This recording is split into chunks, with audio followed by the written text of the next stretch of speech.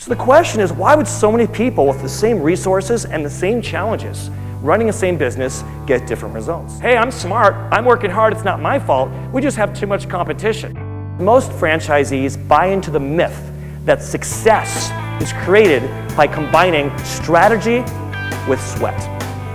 And it turns out the people who are succeeding the most and who are making the most money and having the most fun are not necessarily those who are working the hardest, and it's not necessarily those working the longest or even those with the best ideas. But I'll guarantee this third factor is impacting your studio and your experience of running it. And that third factor is our mindset. So for 10 years, I was an Edible Arrangements franchisee, and I experienced the highs of being a franchisee, and I experienced the other stuff as well. Fortunately, over the course of the years, we were able to make some money. I built the first store, and we ended up buying a store that wasn't doing so well, and we were able to turn it around. Made a lot of money when I sold the stores a year and a half ago. I was able to mentor a bunch of employees and help a whole lot of customers celebrate special occasions in their lives. And certainly I had some experiences and learned a little bit about leadership on the good days. But then there were the bad days, where the bills were there and the money was not. How many of you know that feeling of it just feels like the entire thing is crashing down around you and you're thinking, what have I done? Do you know that feeling? I'm sorry, you have not experienced entrepreneurship until you've sat at a desk and you've had to triage that stack of bills to determine which you will pay and which you won't. Valentine's Day 2013, because of a series of operational snafus, we failed to deliver 50 orders. 50 girlfriends and wives were at work watching everyone else get flowers, but not them. And once it hit 4:30, at least 50 husbands and boyfriends started calling us. It was so intense. We had already been up all night trying to make orders, and these people were screaming and yelling, and my employees were falling apart and freaking out and panicking, and everyone was exhausted. No one knew what to do. And they're saying, Scott, what should we do? Begging and pleading. And finally, I just said, I can't handle this. I'm overwhelmed. I went to the office, and I closed the door, and I took my 5 seconds. And that's all I needed. I stepped outside. I said, lock the doors. Put the phones on voicemail, and here's what we're going to do. We're going to solve this one order at a time. It took about 36 hours. By the time it was all done, only 2 people complained on Yelp. Everyone else either got refunds, we made it right, and they were happy, and most of those people used us again. But the only way we were able to find the solutions to compartmentalize was by first taking care of here and then acting out here. Which brings us to the next thing we have to do. Besides managing our individual mindset, we also have to look at the culture of our organizations so that we can recommit to our partnership with our home office.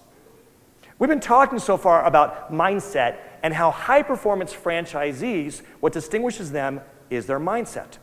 What distinguishes high-performance franchise systems is their culture.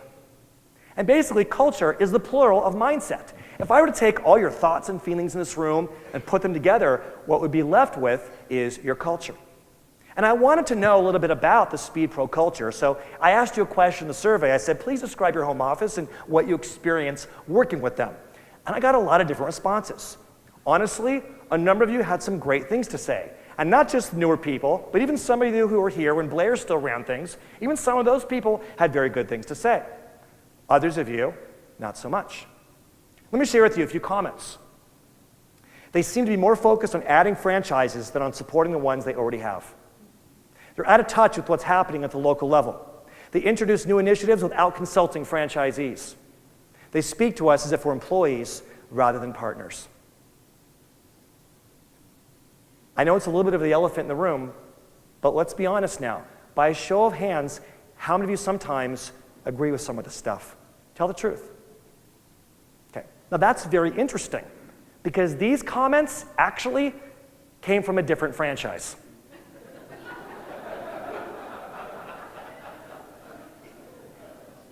Which one? All of them. I work with so many franchises. I ask the same questions in my conversations, in the surveys, and I hear the same complaints. And in me sharing that with you, I'm not suggesting that there isn't a certain amount of truth here. I have no idea what it's like to work with these guys. But when I start to hear the same things, it starts to make me think maybe the issue isn't these franchisees or that franchisor. It makes me think maybe it's that relationship itself. There was huge backlash when our corporate office said they were going to now require all stores to be open on Sundays. At that point, that was not the case. People hated the idea. They resisted it, and they fought it tooth and nail, and actually even formed a franchise association, hired an attorney, and a huge class action lawsuit came. I mean, so much dysfunction that was so distracting, and worst of all, it helped deteriorate this, what was otherwise a functional relationship. Well, we ended up opening on Sundays. I made a ton of money. I can't tell you how many times even I resisted what the corporate office was doing, believed that they were out of touch, didn't want to spend the money. But the reality is my store kind of needed some remodeling.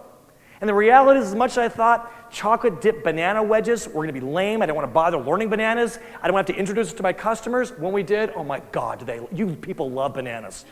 As a speaker, if I could still sell chocolate covered bananas to you, I will. It was such an amazing upsell, but I resisted it. They came in with another arrangement called the perfect pair. That didn't do so well. That one did not work.